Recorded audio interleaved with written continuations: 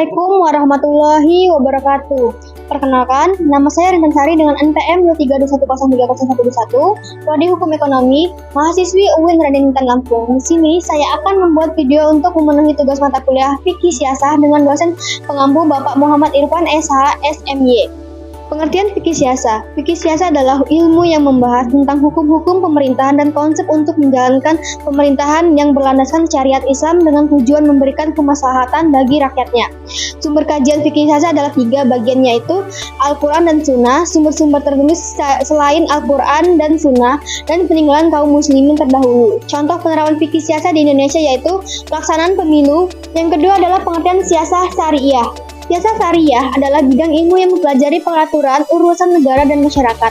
Dengan segala bentuk peraturan hukum, siasah syariah bertujuan untuk mewujudkan kemaslahatan dengan menjaga rambu-rambu syariat.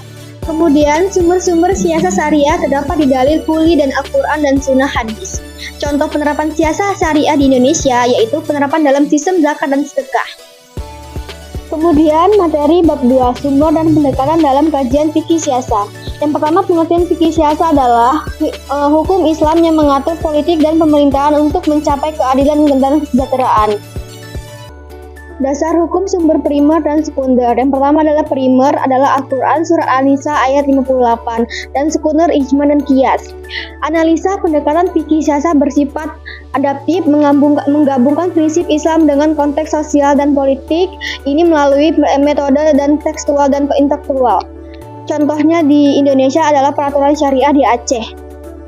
Kemudian materi bab 3, ketatanegaraan dalam sejarah Islam. Pengertian ketatanegaraan Islam adalah sistem pemerintahan yang berlandaskan ajaran Islam dengan tujuan mewujudkan keadilan dan kesejahteraan umat seperti pada masa khalifah dan imamah.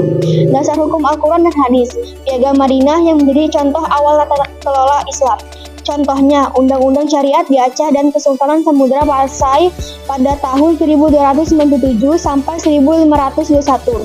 Analisanya, ketatanegaraan Islam bersifat fleksibel, memungkinkan penerapan yang sesuai konteks zaman namun tetap berpegang pada prinsip keadilan dan kesejahteraan. Kemudian materi bab 4 adalah konsep penting dalam sejarah pemerintahan Islam. Yang pertama adalah pengertian pemerintahan Islam adalah sistem pemerintahan yang didasarkan pada prinsip-prinsip syariat dan ajaran Islam bertujuan menerapkan nilai-nilai Islam dalam masyarakat. Dasar hukumnya Al-Quran dan hadis, ijtihad dan ijma. Analisanya, konsep ini membantu kita menganalisis bagaimana dan mengapa peristiwa terjadi serta dampaknya terhadap kehidupan sekarang. Contohnya adalah Wali Songo dan dakwah kebudayaan. Kemudian materi bab 5 yaitu membahas tentang siasah dusturiyah. Pengertian siasah dusturiyah adalah bagian dari fikih siasah yang membahas tentang masalah perundang-undang negara. Dalam hal ini juga dibahas tentang antara lain konsep-konsep konstitusi dan legislasi. Ruang lingkup fikih siasah dusturiyah. Yang pertama bidang siasah tasyri'iyah, yang kedua bidang siasah takziyah, ketiga bidang siasah qadariyah, keempat bidang siasah qidriyah. Dasar hukum hadis dan ijma qiyas adalah Undang-Undang 1945. Analisa sistem ini bertujuan menyeimbangkan kekuasaan antara pemerintah dan rakyat. Namun, tantangan seperti korupsi dan penyalahgunaan kekuasaan sering menghambat implementasinya. Kemudian materi terakhir yaitu bab 6, siasah dauliyah. Pengertian siasah dauliyah adalah fikih siasah yang membahas tentang hubungan internasional politik dalam Islam. Dasar-dasar siasah dauliyah dan prinsip-prinsip siasah dauliyah antara lain adalah yang pertama jami'ah, al-adalah, al-musawah. Kemudian analisa siasah dauliyah menekankan diplomasi dan kerjasama internasional yang adil, menjaga perdamaian untuk hanya melakukan perang untuk membela diri jika diperlukan.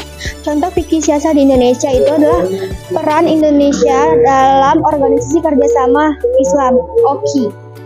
Nah teman-teman, sekian dari pemaparan materi saya, semoga bermanfaat.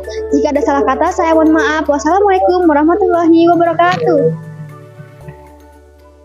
Aku pulang.